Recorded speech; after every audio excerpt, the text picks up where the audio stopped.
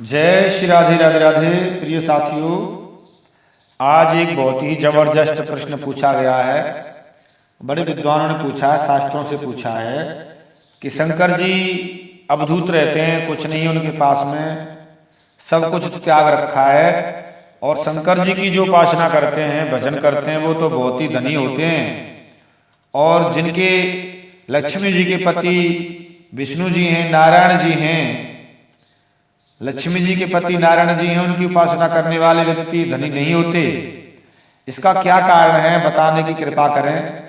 तो साथियों, यहाँ पर एक प्रश्न पूछा गया है, मैं उनके प्रश्न का उत्तर देने जा रहा हूँ, और ये प्रश्न थोड़ा सा विस्तृत हो सकता है।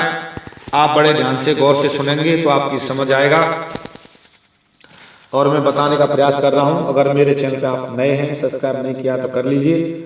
चलते हैं मुख्य विषय की ओर। मैं साथियों यहाँ बताने जा रहा हूँ, तो इसी चीज का प्रश्न का उत्तर है कि शिव जी अपनी शक्ति से युक्त रहते हैं। वे सत्व आदि गुणों से युक्त तथा अहंकार के अधिष्ठाता हैं। शिव जी अहंकार के तीन भेद हैं, वैकारिक, तेजस और तामस।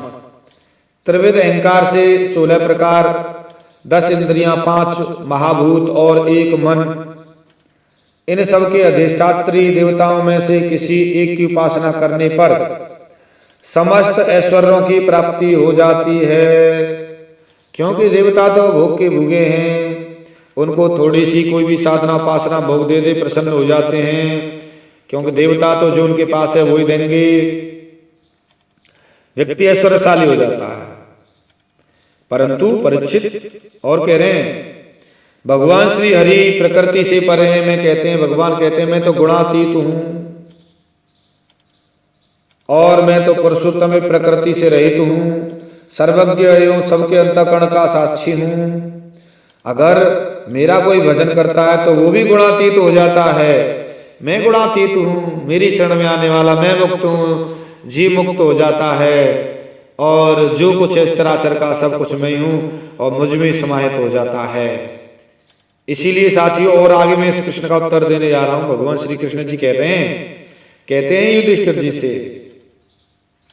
राजन, जिस पर मैं कृपा करता हूं उसका सब कुछ धन आदि छीन लेता हूं, वह निर्धन हो जाता है। तब उसके सगे संबंधी उनके दुख में चित्त की परवाह न करके उसे छोड़ देते हैं। परंतु फिर भी वह धन के लिए उद्योग करता है, मेहनत करता है, तब मैं उसका भी प्रयत्न निष्फल कर देता हूं।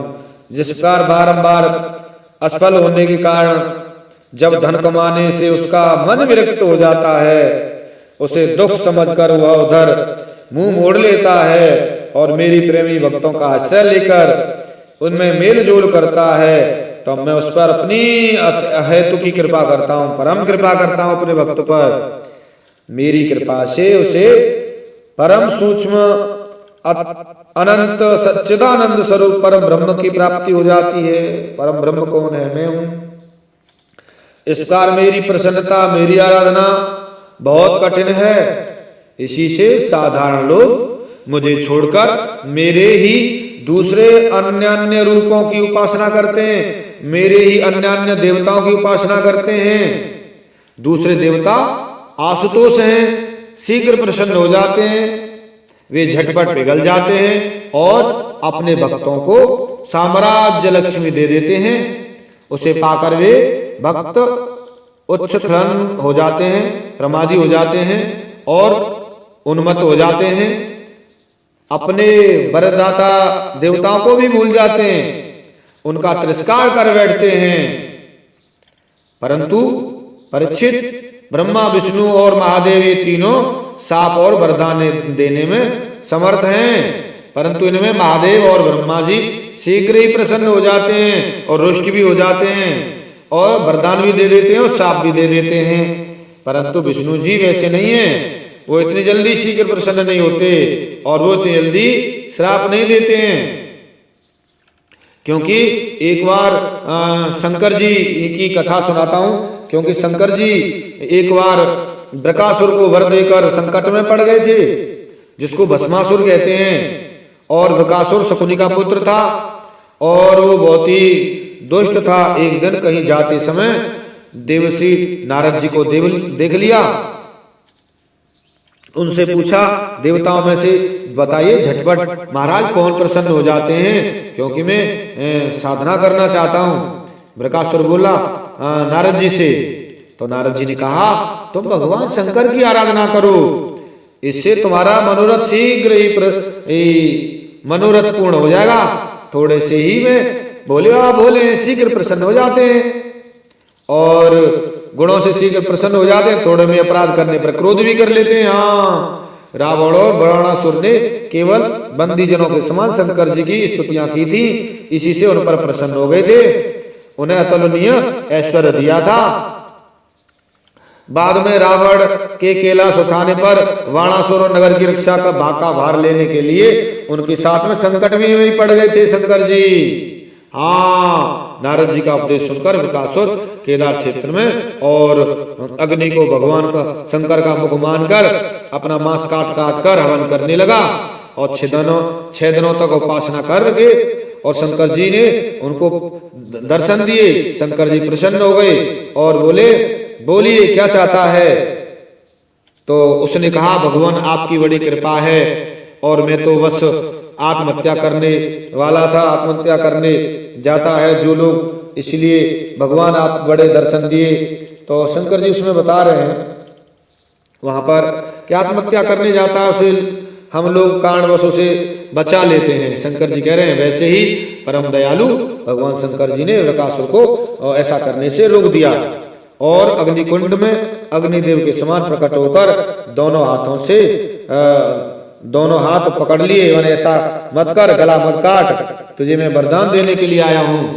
तो उस समय भगवान शंकर जी ने बकासुर से कहा मांग लो जो कुछ मांगना है। तो उसमें जब बकासुर ने कहा ठीक है महाराज ऐसी बात है तो मैं मांगता हूं आपसे, मैं जिसके सिर पर हाथ रख दूं वही मर जाए। ठीक है जी ऐसा ही होगा, तथास्तु, ऐसा ही कह दिया। शंकर चले गए।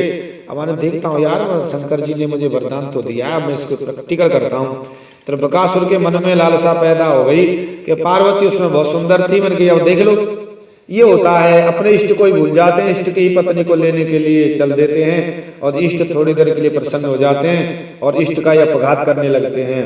ऐसा ही तो होता है देवता लोग, लेकिन भगवान के भक्त ऐसा नहीं करते, वो पूरे शरणागत होते हैं। और उसमें पार्वती की ओर लेने के लिए चला और शंकर जी को मान के इसको पहले से भस्म कर दूं और मैं पार्वती को ले लूंगा। तो शंकर जी के पीछे भागने लगा। शंकर जी बोले मुझे भस्म कर देगा, भागते रहे। अंत में विष्णु जी ने कहा कहाँ शंकर जी, अरे मेरे पीछे पड़ रहा। मैंने शंकर जी आप बहुत बड़ी गलती कर देते हैं, ऐसी गलती मत किया करो क्योंकि आप कष्ट में पड़ जाते हैं, ऐसी गलती मत किया करो तुम। चलिए मैं इसे देखता हूं।